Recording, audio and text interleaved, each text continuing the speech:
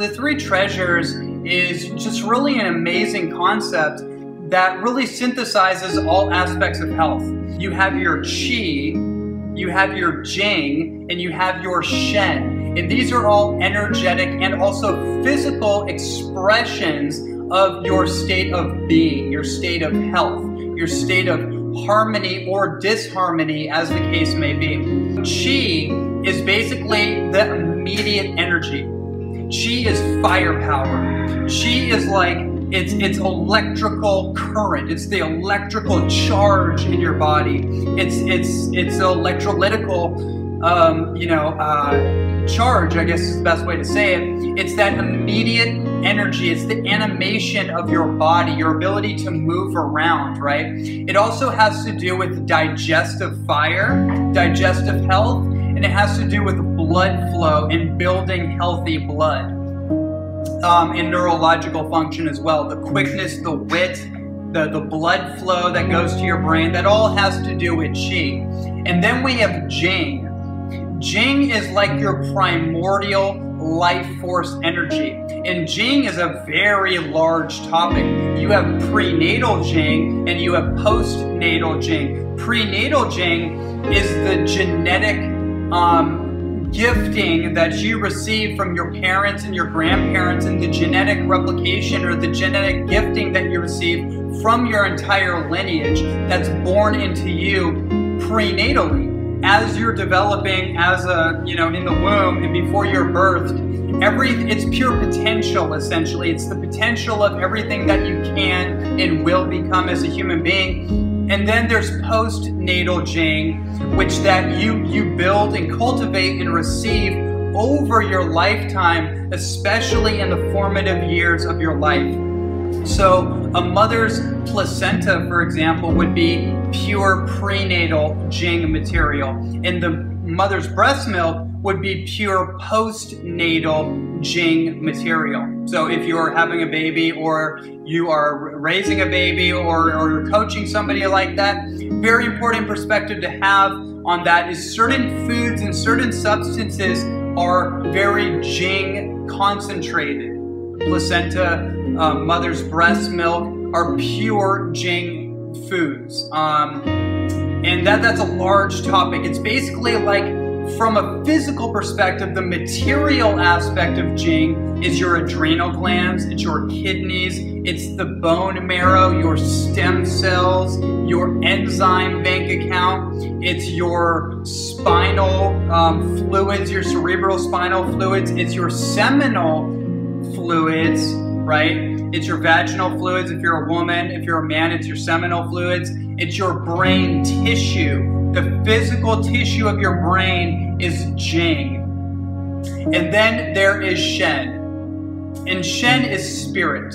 Shen is emotional composure. It's the radiance and the luminosity of your personality. So when you see somebody that is very light, they have a levitative quality about them, they're not weighed down by life, they're very light, then they have a high Shen expression, right? That's the point of health, by the way, from a Chinese perspective and an Ayurvedic perspective, I'd imagine too, is that we want to express more radiance and more shine and more glow, right? That's why when we do juice cleansing, you tend to have a glow. We call that the raw food glow. When someone goes from processed food or even cooked vegan food into a raw food diet, their skin starts to clear up and they start to glow and illuminate, right? Really interesting thing that I found out over the years about that. It's basically Shen expression, and everything that we do from a health perspective has to be leading us towards more happiness, more joy, more grace, ease, and flow, and that all has to do with the expression and cultivation of Shen. One more example that I want to point out about this is that to further understand the three treasures, look at the example of a candle. Now you have the candle and you have three components of the candle. You have the wax, and the wax is your Jing. Again, your Jing is pure potential, but if you're not careful, you can burn out the wax very quickly, especially earlier on in your life. When you're in your teenage years, you're in your 20s, even early 30s, you can get away with a lot more indiscretions in your lifestyle, but as soon as you hit 30, especially you hit like 35, things start to tank out.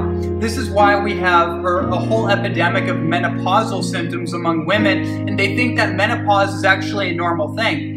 It's not a normal thing, and it doesn't have to happen the way that people expect it to happen, when your hormones basically tank out altogether. You have adrenal exhaustion, adrenal wipeout, you feel fried, and you just can't get with it like you did when you were younger. That has to do with burning out the candle at both ends. And the flame of the candle is your chi.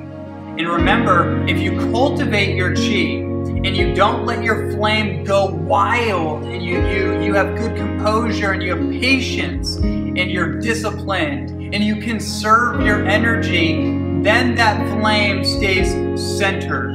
And you can develop what's called the eternal flame, the inextinguishable flame. But if you're just going wildly, you're not disciplined, you're not conservative, and you're just using your energy wildly, you're gonna burn. Not only will that fire go wild, and it could have the propensity to be destructive in the world, but it's also gonna burn out your battery pack very quickly.